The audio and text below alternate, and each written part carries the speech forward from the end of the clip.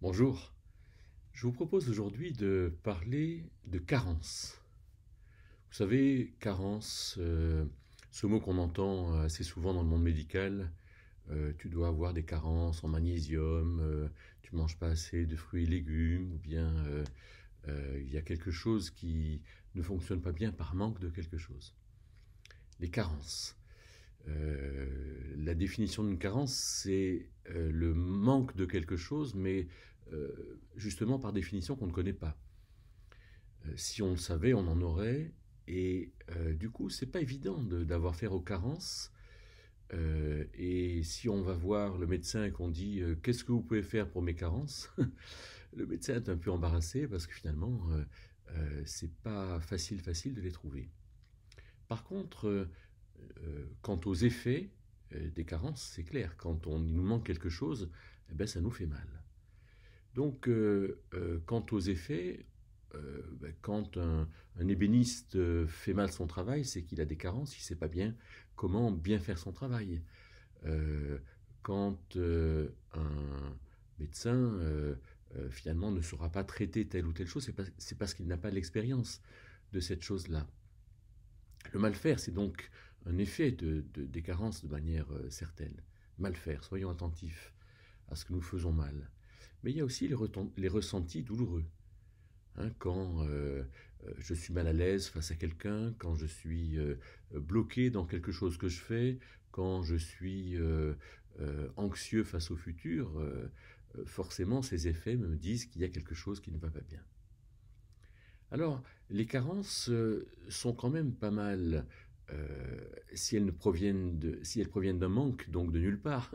Elles sont aussi pas mal alimentées par la pensée de ce siècle, par la pensée de la société. Par exemple, euh, quand on s'examine soi-même, on dira volontiers avec tout le monde, personne n'est parfait.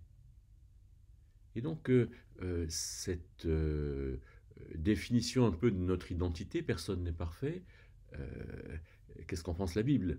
Hein, la Bible dit par exemple que le ministère de Paul, donc dans Colossiens 1,28, c'est de présenter tout homme parfait par le Christ, par l'œuvre du Christ. Le ministère d'Épaphras, Colossiens 4,12, par la prière, c'est que nous demeurions parfaits et bien assurés dans toute la volonté de Dieu. Donc le proverbe populaire va contre la pensée biblique. Et donc là, il faut savoir ce qu'il y a comme carence derrière. Un autre proverbe, c'est par exemple, on ne se refait pas. Oui, qu'est-ce que vous voulez, je suis comme ça. Dans ma famille, on est colérique, on est jaloux, on est ivrogne, on est chaud lapin, etc. Et donc, si on ne se refait pas à ce compte-là, comment est-ce que je peux espérer progresser avec Dieu? Et du coup, si on a cette carence en nous-mêmes, ce manque de perspective, ce manque de quelque chose, c'est sûr qu'il y a un problème. Un dernier exemple, c'est face à ce qui touche à la foi chrétienne, le proverbe populaire dira personne n'est jamais revenu de la mort. Alors qu'à l'évidence, il y en a un qui est revenu de la mort, c'est Jésus, le Christ, et que si on est en 2020 de l'ère chrétienne, c'est quand même que du temps du Christ, il s'est passé quelque chose. Et ce qui s'est passé, c'est sa résurrection. Alors je vous propose de regarder quelques carences en nous, et vous pourrez très bien dire, bien sûr, mais moi j'ai pas cette carence-là, euh, puisque je suis conscient justement d'en souffrir et d'avoir ciblé cette carence. Mais voilà, faisons un petit aperçu de nos carences et à partir de nos souffrances. Alors je vais vous proposer 6 familles de souffrances dans lesquelles vous pourrez éventuellement vous reconnaître. La première famille de souffrance, c'est celle de la colère.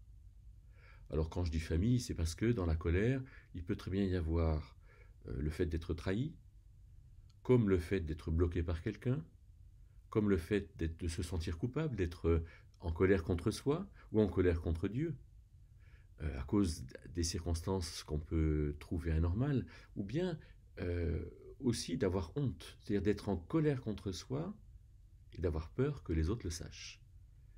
La colère. Et donc, qu'est-ce qui peut avoir en nous comme carence si notre colère demeure et qu'elle nous étouffe? Vous savez par exemple que les ulcères sont assez souvent, dit le monde médical, liés à des colères qui sont rentrées. Eh bien, quand la colère n'aboutit pas, c'est peut-être qu'on ne sait pas comment est-ce que Dieu rend justice. Parce que si on savait comment Dieu rend justice, et sachant que Dieu rend justice absolument et parfaitement, et à l'égard de tout le monde, alors finalement on n'entretiendrait pas nos colères. Au contraire, on aurait plutôt de la compassion pour les gens qui nous blessent, par exemple.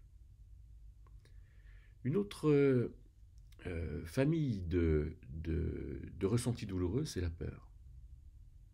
La peur. Dans la peur, il y a bien sûr la peur de l'autre, il y a la timidité, il y a la peur de mal faire, il y a toutes ces situations dans lesquelles nous sommes bloqués, tétanisés par quelque chose. Qu'est-ce qui nous manque dans cette attitude-là? Alors Dieu nous dit par exemple qu'il ne nous a pas donné un esprit de crainte, de peur, mais de puissance, d'amour et de bon sens. 2 Timothée 1, verset 7. Alors, quand on est, nous, face à quelqu'un qui nous impressionne et qu'on a peur, on pourrait se dire, oui, mais justement, on ne se refait pas, je suis timide et c'est normal.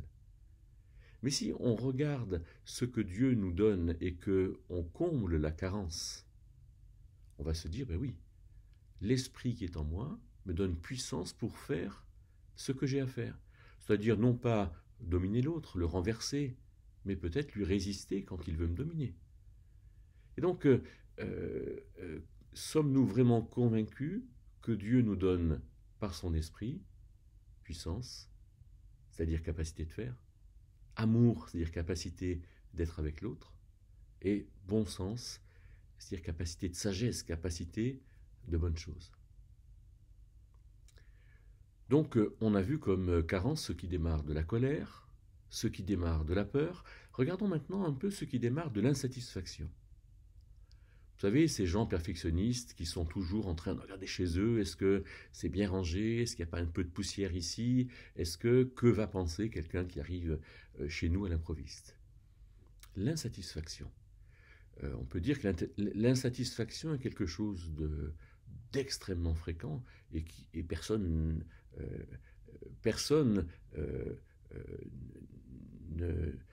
est absent, est étranger à ce sentiment d'insatisfaction. On a tous cette impression d'insatisfaction quand on met un vêtement qui est sale et qu'on ne s'en est pas rendu compte, par exemple. Mais l'insatisfaction, c'est quelque chose qui découle directement de la méconnaissance de la volonté de Dieu. Est-ce qu'on croit que Dieu nous révèle sa volonté?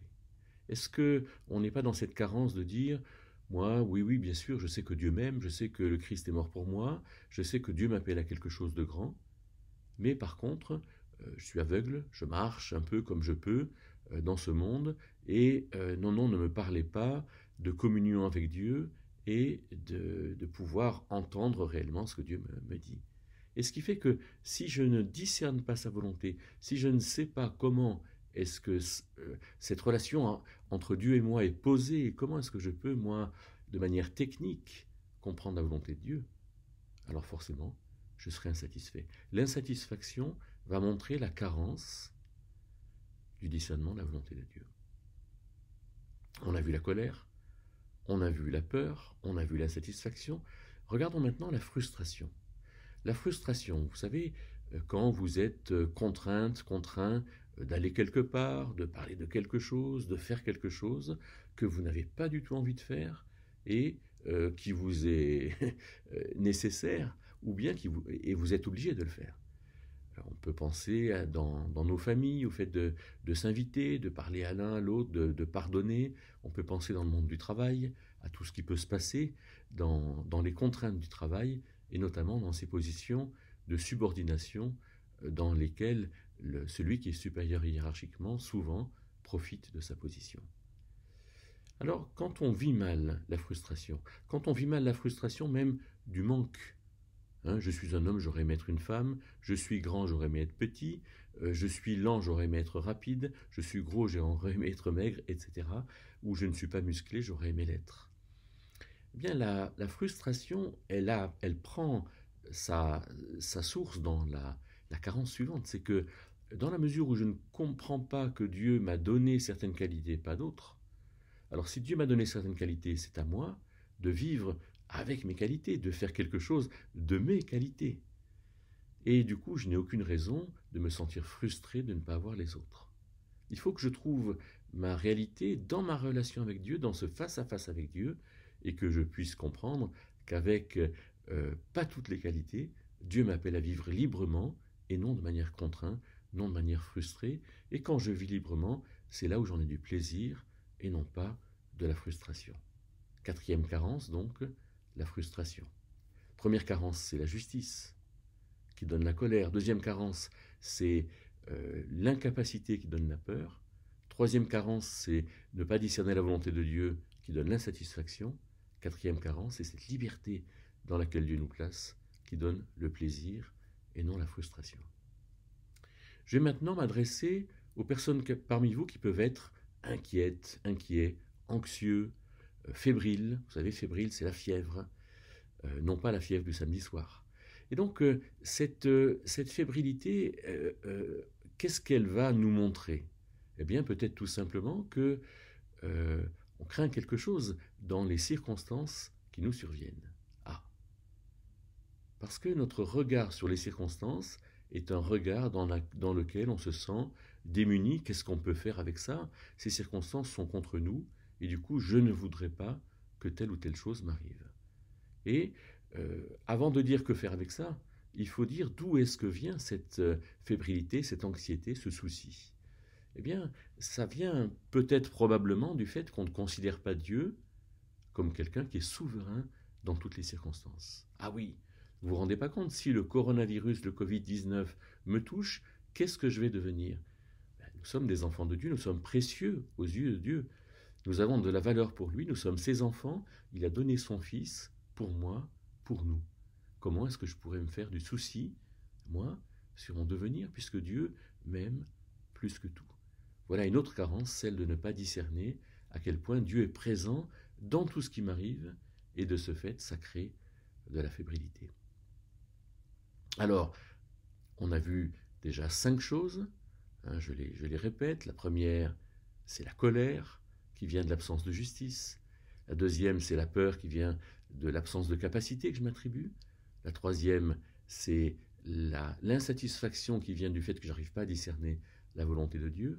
La quatrième, c'est ce manque de plaisir, cette frustration qui vient de mon absence de liberté pour me placer dans la situation dans laquelle Dieu me place. La cinquième, c'est la fébrilité qui vient du fait que je ne considère pas Dieu souverain dans tout ce que je vis. Et la sixième, c'est la tristesse. La tristesse. Non pas simplement la tristesse quand j'ai fait quelque chose de mal, mais la tristesse quand finalement je regarde aussi les circonstances et je me dis mais qu'est-ce que je fabrique là-dedans?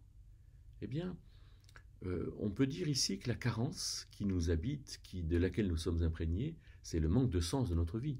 Quand on réalise vraiment que notre vie a du sens et qu'il a le sens que Dieu lui donne à tout moment, alors on peut vraiment être rempli de cette réalité qui nous donne finalement d'être joyeux tout en étant triste parce qu'il y a des décès, triste parce qu'il y a des choses anormales dans nos familles, dans notre travail, en nous-mêmes, triste de la tristesse que Dieu peut ressentir, mais globalement d'une joie qui est la joie de son œuvre.